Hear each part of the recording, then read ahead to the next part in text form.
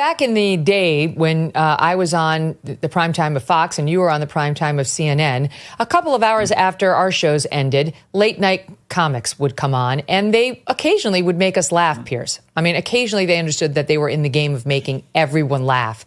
As you know, they've abandoned that game now, and they're just political operatives out there. Colbert, Kimmel, Seth Myers, who I struggle to even mention that guy's name. He's such an absolute prick. I can't stand him. But anyway, it's just my thought bubble out loud.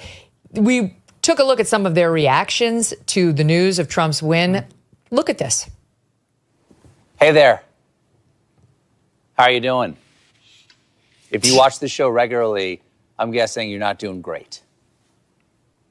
Yeah, me neither. Let's be honest, it was a terrible night last night. It was a terrible night for women, for children, for the hundreds of thousands of hardworking immigrants who make this country go, for healthcare, for our climate. It was a terrible night for poor people, for our allies in Ukraine, for NATO. And guess what? It was a bad night for everyone who voted for him, too. You just don't realize it yet. Said he would be a dictator on day one.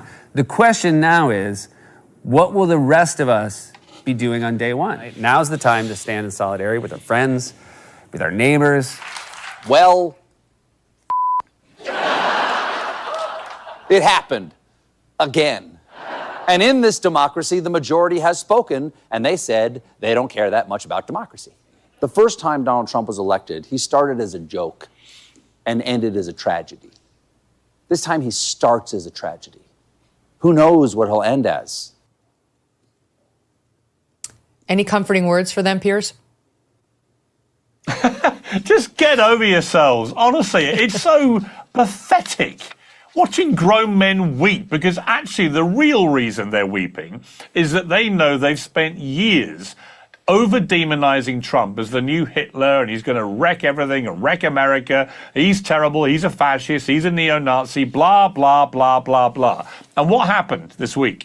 America, having already seen Trump as president for 4 years and seen 4 years of what then followed under Biden and Harris, they went out in record numbers, white, black, Latino, men, women, all demographics, and they voted for apparently the new Hitler. In other words, they didn't believe a word of what these guys were saying. And I would say further, Megyn, what the hell happened in late night in America? When Johnny Carson was the king of late night, nobody knew who he voted for.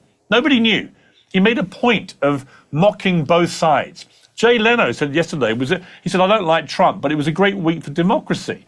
And salute to Jay Leno. I interviewed him last year about this. He doesn't understand why these late night guys want to be so obviously partisan. Why? And they're all partisan one way.